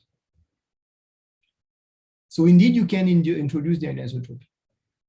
And once again, the thing I wanted to show you, and actually is directly connected to your question, we want to implement a model, which is a popular model that Caden knows very well, which is the SSH model, Su-Schrieffer-Iger model, which is a model which was introduced in the late 70s in order to understand the conductivity of organic polymers.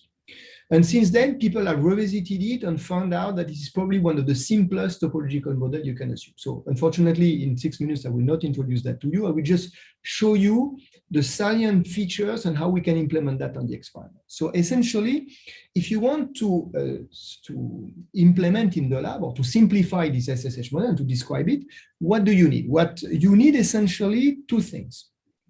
You need to have, so once again, let me go back to this. You want to simulate this model or to implement this model of a strong bound coupled to weak bound.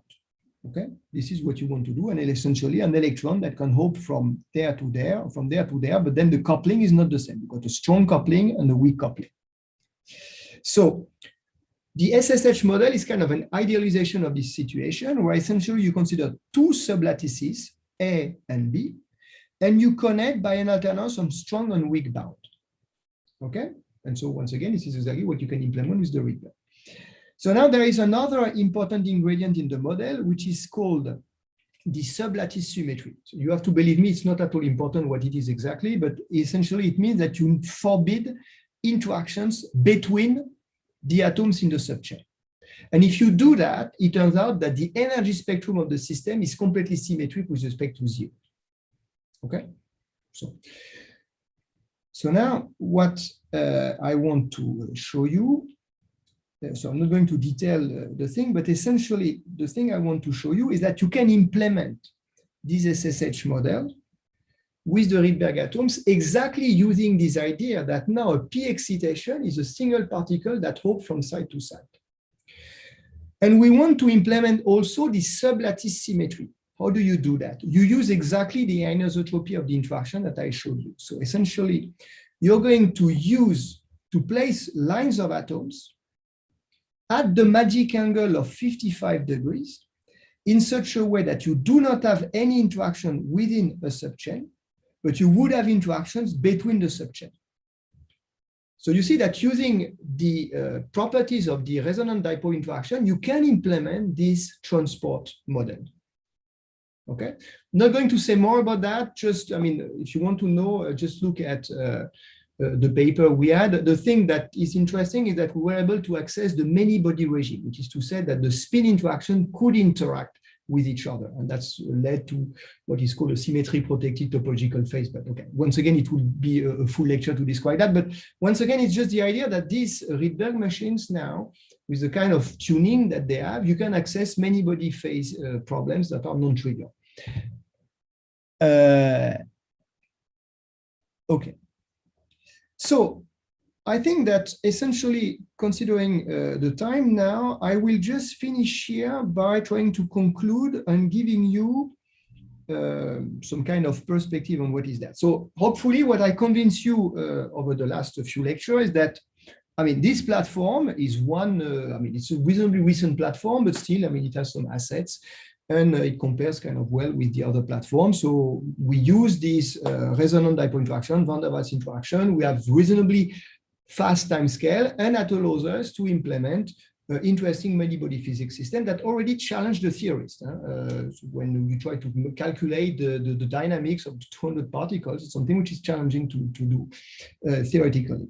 And also, I mean, there are examples of people having, I mean, a group of Michalukin recently produced a spin liquid, actually a state which is reminiscent to a spin liquid. So really you have access to physics which so far was only possible to study theoretically. So now there are other directions, obviously, that people have taken with these Rydberg atoms. So quantum information processing, trying to generate entangled state, try to generate gates. Quantum simulation we've discussed. But there are other lines of research. You can also use the interactions, the strong Rydberg interaction that you have in the medium in order to mediate interactions between photons. So people have done that. So essentially the idea is that you would generate, so you would send photons in this medium. These photons would generate a Rydberg state. And if a second photon arrives in the medium at the same time, the two Rydberg that you have created will interact so strongly that it will boil down to two interacting photons. So in a sense, you mediate, you create a giant nonlinearity at the single photon level, which is extremely hard to do experimentally. I mean, people have done that with cavity QED, but it's actually a challenge. So people have looked at that. So this is an entire field, and we could spend hours on this. Other thing that people are looking at with Rydberg atoms is the physics of molecular physics. Essentially, you can. And then you have a question in the chat about the priority. The SP states are 16 gigahertz apart, but the interaction strength is only 10 megahertz. How is this still a resonant coupling? So that's a good question, but actually you are comparing two energy scales that are not the same. Resonant coupling means that the two atoms you are considering have exactly the same energy, the same frequency. So essentially the two states are separated by 16 gigahertz. But resonant means that actually if I have one atom excited in the P state, the other one in S, there is exactly the right amount of energy if this one goes down for this one to go up. This is what means the resonant energy. It says nothing about the strength, the rate at which you do this exchange, which is set by the dipole interactions. Okay? Good. So there are other lines of research. We're not going to discuss that. I just want to end up by saying that these platforms, and it's the same for many other quantum simulation platforms, ions, superconducting circuit, have some level of maturity which is high enough that people have started companies to look already at applications and engineering of the technological solution. And so, I mean, at the Institut, we've done that, but there are other people. Actually, in the US, there are actually already 3 companies exploring the potential of Rydberg platforms for real-life applications, so to speak, so outside science, but scientific computing, optimization in finance and industry, and so on. So, I mean, you can find more or less scientific information on the related website. More or less, I say, because, I mean, of course, it's the websites are usually also for the investors, so it's not exactly the same public as the scientists, but okay. That, having said that, I'm done with essentially what I wanted to tell you, and yeah, if you have questions. Thank you, Antoine. Very nice, very nice. Yes, we have a few time for a few questions if there are more, although we have a lot of questions during the lecture. Also, remember on Friday, we are going to have our weekly overview. If you want to think also about more questions and read the lectures that are online and have want to discuss more, Friday is also a last chance to do it. Yeah, so I will be. I do have a general question if we have time. Perhaps more philosophical. If that's okay. Go ahead, Charles.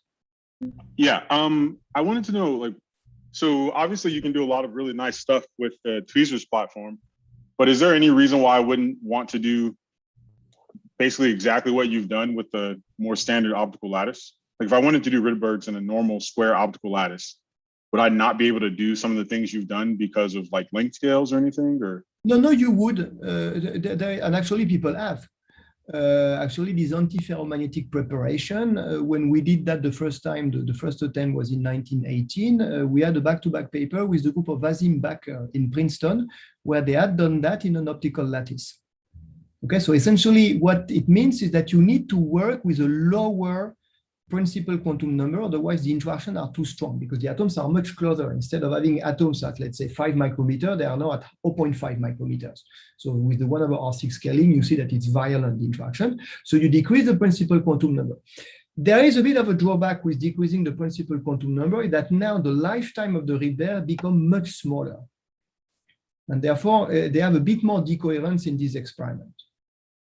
Okay, but of course you can envision optical lattices that would have a longer, interparticle distance by combining the laser beam with not a 90-degree angle or counterpropagating, but giving them an angle. No, I mean all these physics would be possible. I'm not selling the tweezer platform as something which will revolutionize everything with respect to all the other platforms. They are complementary. The thing which is reasonably easy to do with the tweezer platform is to change the geometry. So if you want to go from kagome to triangle to circle to 1D to whatever, essentially this is one click press enter on the computer. That's it. Experimentally for an optical lattice is much more challenging because you need to have the proper optical axis to interfere them with the right angle in order to create the geometry you wish. The optical lattice has another advantage. It's easier to get a larger number of atoms in there. And there is this sorting trick that I told you yesterday about. I mean, typically we can handle about a few hundred. In optical lattices, they can handle larger than that. But usually if you want to fill with unit filling the site of the optical lattice, you need to start from a Bose-Einstein condenser or a quantum degenerate gas, which intrinsically is a slow experimental process. Although, I mean, there are progress on this front, but it's slow. And therefore the duty cycle, the cycling time of the experiment is reasonably long. And this is a drawback because when you do many body physics, you need to accumulate and generate many different configurations in order just to have one data point. So the cycling time is actually a very important consideration experimentally. Theorists do not care about that, but in the lab, this is critical. If you want to accumulate 10,000 points, for example, on an optical lattices, you've got a point every 30 seconds, let's say, you see that it's a lot of integration time. The array tweezer, the array platform, tweezer array platform, they can operate at 2 to 5 hertz. So essentially, it's a factor, not quite 100, but a good factor 10, 20 faster than the optical lattice platform so far. Once again, I mean, all the technologies is evolving.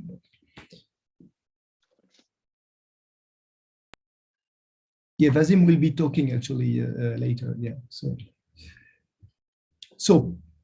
then I have the philosophical question, Michael. More philosophically, what do you think the limit is for cold atom? It seems engineering is getting us to 1,000 of spin that can be controlled in this way, but is the ultimate goal understanding 10 to the 23? No. I mean, sure, of course, the ultimate goal would be to understand 10 to the 23.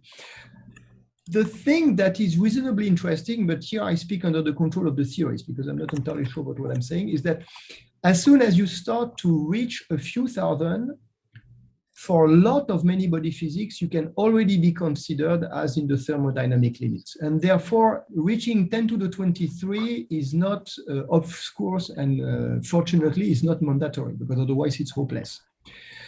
So already with a few hundred as we have now, the boundary effect may become negligible. It's not always true. For the square, it's true. We have also done triangle, and for the triangle, even with 200 atoms, we see the influence of boundaries. So we need to go to 1,000. Going from 100 to 1,000 is actually not such a tiny improvement. It's a factor 10, but on the platform, it actually might involve changing the technology, the way we trap the atoms. So it's still tweezer array, but they need to be in a cryogenic environment and so on. But this is doable. That's the bottom line. Not only is it doable, but essentially within the next 6 months, either we or other groups will have reached this thing. And my hope is that the theorists will stop being greedy and asking for always more atoms. And when we have a few hundred, they will be happy for some time. Okay. Thank you. We have a few hundred, we can vary the geometry. So I think there is a lot we can do. I mean, with the tweezer array reaching 10,000 at the moment, this is a bit speculative. for a sheer stupid concern of laser power. I mean, if you want to have a few milliwatts per trap, having 10 watts of laser power sent onto a special light modulator and all this starts to be demanding. So I'm not sure how much I've answered your question, Michael. No, I think it does, is that you can start reaching this, thermodynamic limit within the range of an analog simulator reasonably. And so it can still be a very powerful tool. Thank you. Now, what we need to improve is the fidelity so that the theorists do trust the outcome of the simulator. At the moment, we're a bit in between. It's actually already an interesting stage we're at because the theorists need to do their comparison with the experiment to have the experimental data. Because we're in a regime where you need to do approximations, and still the approximations need to be triggered and validated against the simulator. And we're already in this regime, so that's an interesting regime. Now, where I don't think we are yet in a regime where the theorists can fully trust the numerical outcome, the exact value that comes out of the simulator. There are some courses, like for example, the experiment of Michalukin on the spin liquid. It's too difficult to do the exact comparison with the theory because there is none. But you can, because it's dynamical, it's not the ground state of the system and so on, but still you have the features that you expect from the system. Now, the exact values of the parameters you measure, you can, essentially, it's still plagued by a lot of imperfections in the experiment that will improve as time goes on. So this is more at this level of accurate comparison that we need to improve. To see the features were already there.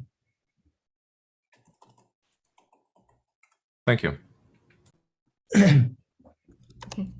Right. I hate to cut off. Oh, yeah. Are there other questions? Yeah, I think you have your the 1 minute presentation. Yeah. So I think in the interest of time, we have this somewhat packed schedule because we want to have these 1 minute presentations, poster advertisements.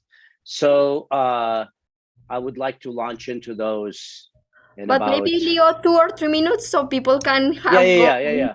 That's what I was gonna say. So that's I'm gonna leave the Zoom on. So that's reconvene in a couple of minutes. Just a quick bathroom break, but we'll stay on if if you don't need a break, then just stay on, please. Thank you, Antoine. Thank you, Antoine. Thank you so much.